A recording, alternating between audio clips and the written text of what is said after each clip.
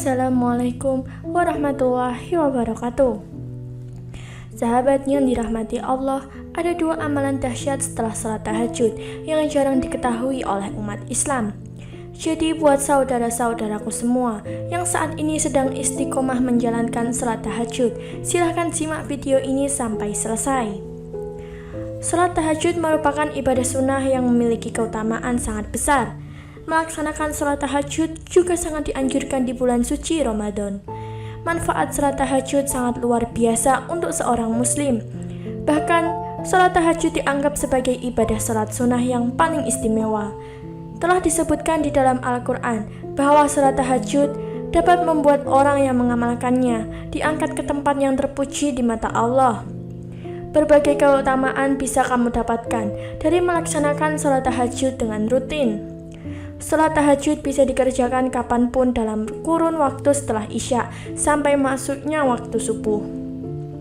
Namun, waktu yang paling dianjurkan adalah sepertiga malam terakhir. Sepertiga malam terakhir berarti lepas tengah malam hingga masuknya waktu subuh.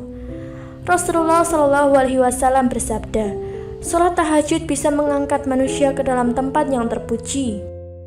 Ini adalah salat yang diperintahkan Allah kepada Nabi Muhammad SAW, seperti dalam firman Allah dalam Quran Surat Al-Isra.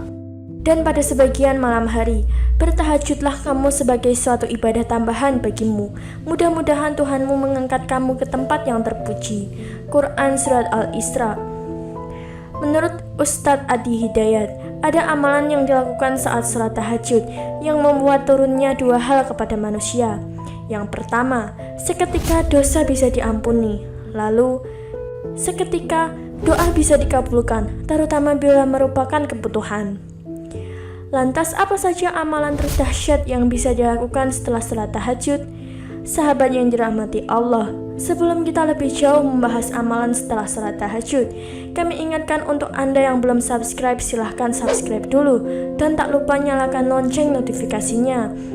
Mari kita berikan dukungan kepada channel-channel Islami agar terus istiqomah dalam syiar Islam dan membantu saudara-saudara kita agar lebih paham tentang syariat Islam.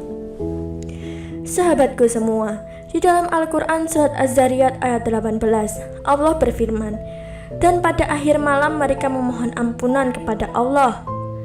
Merujuk dari Surat Az-Zariyat ayat 18 tersebut, Ustadz Adi Hidayat mengatakan, ini berarti menutup ibadah salat tahajud dengan istighfar sampai waktu fajar.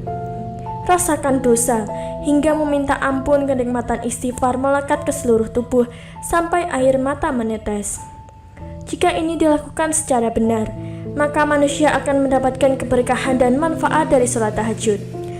Adapun mengenai surat yang sering dibaca oleh Rasulullah saat mengerjakan salat tahajud, yakni 3 jenis surah yang umumnya dibaca oleh Rasulullah dalam kesempatan ibadah malamnya ini. Yang pertama adalah surat yang ringan. Surat yang ringan di sini bukan berarti surat yang pendek. Ingat baik-baik, surat yang ringan yang diisyaratkan bagi para pemula untuk yang menunaikan salat tahajud. Contoh dalil mengenai hal ini sebagaimana tercantum dalam surat Al-Muzammil ayat 20.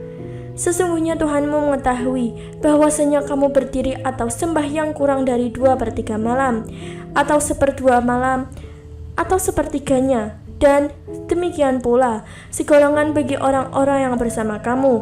Dan Allah menetapkan ukuran malam dan siang. Allah mengetahui bahwa kamu sekali-kali tidak dapat menentukan batas-batas waktu itu. Maka Dia memberi keringanan kepadamu. Karena itu, bacalah apa yang mudah bagimu dari Al-Quran. Dia mengetahui bahwa akan ada di antara kamu orang-orang yang sakit dan orang-orang yang berjalan di muka bumi mencari sebagian karunia Allah, dan orang-orang yang lain lagi berpelang di jalan Allah. Maka bacalah apa yang mudah bagimu dari Al-Quran. Berdasarkan ayat tersebut, jenis surat pertama yang bisa dibaca dalam tahajud ialah surat ringan yang dihafalkan. Bagi Nabi Muhammad, ringannya surat itu ialah 100 ayat surat Al-Baqarah atau 10 hingga 11 ayat terakhir surat Al-Imran yang dibaca dalam satu rakaat. Jadi ukuran ringannya itu relatif. Ringan bagi Nabi SAW belum tentu ringan bagi kita, tapi prinsipnya cari yang ringan. Jenis surah kedua ialah surat-surat yang tersusun dalam Al-Quran secara tertib, dengan tujuan mengulang yang dihafal atau memperbanyak yang dibaca. Kalau yang tadi yang ringan-ringan, sekarang justru terbalik, panjang tapi panjangnya ini diurutkan. Bagi yang sudah menghafal Al-Quran ini adalah kesempatan untuk mengulang hafalannya, sebagaimana dilakukan oleh para sahabat Nabi Muhammad. Selanjutnya, jenis surat yang ketiga yaitu memilih surat-surat yang sesuai dengan kebutuhan atau keperluan pelaksana tahajud. Misalnya bagi yang sedang mencari nafkah, maka lebih baik membaca ayat-ayat tentang rezeki untuk meminta kemudahan pada Allah. Begitu pula untuk masalah lainnya yang diperlukan oleh pelaksana salat tahajud, bisa memilih ayat-ayat yang sesuai untuk dibacakan dalam ibadah malam ini. Sebagaimana diketahui, semua surah Al-Quran berisi pedoman hidup dan semua permasalahan soal kehidupan yang ada di dalamnya. Rasulullah juga mengajarkan doa khusus untuk salat tahajud, yakni doa salat tahajud yang dibaca sebagai doa iftitah. Ya Allah, hanya milik-Mu segala puji, Engkau cahaya langit dan bumi, serta siapa saja yang ada di sana. Hanya milik-Mu segala puji, Engkau yang mengatur langit dan bumi, serta siapa saja yang ada di sana. Hanya milik-Mu segala puji, Engkau pencipta langit dan bumi, serta siapa saja yang ada di sana. Engkau maha benar, janji-Mu benar, firman-Mu benar, pertemuan dengan-Mu benar, surga itu benar, neraka itu benar, dan kiamat itu benar. Ya Allah, hanya kepadamu aku pasrah diri, hanya kepadamu aku berfirman, hanya kepadamu aku bertawakal, hanya kepadamu aku bertaubat, hanya dengan petunjuk-Mu aku berdebat, hanya kepadamu aku memohon keputusan. Karena itu ampunilah aku atas dosaku yang telah lewat dan yang akan datang, yang kulakukan sembunyi-sembunyi maupun yang kulakukan terang-terangan. Engkau yang paling awal dan yang paling akhir. Engkau Tuhanku, tiada Tuhan yang berhak disembah kecuali Engkau.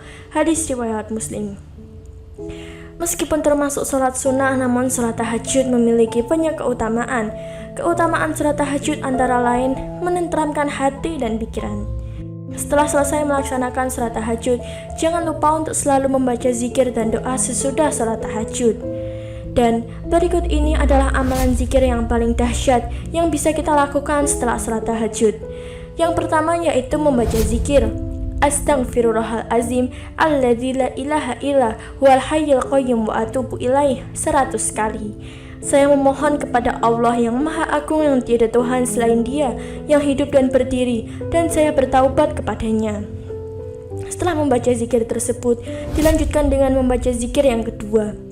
Allahumma anta rabbi la ilaha illa anta khalaqtani wa ana abduka wa ana ala ahdika wa wa'dika mastata'tu a'udzubika min syarri ma sana'tu abu'u laka bi ni'matika alayya wa abu'u laka bizam'i faghfirli fa innahu la yaghfiru dzunuba illa anta. Ya Allah, Engkaulah Rabbku, tiada Tuhan yang berhak disembah selain-Mu.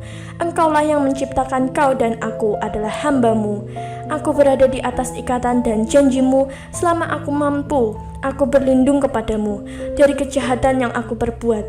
Aku mengakui kepadamu dosa-dosaku, maka ampunilah aku, karena sesungguhnya tidak ada yang bisa mengampuni dosa-dosa kecuali Engkau. Kemudian ditutup dengan membaca doa setelah salat tahajud.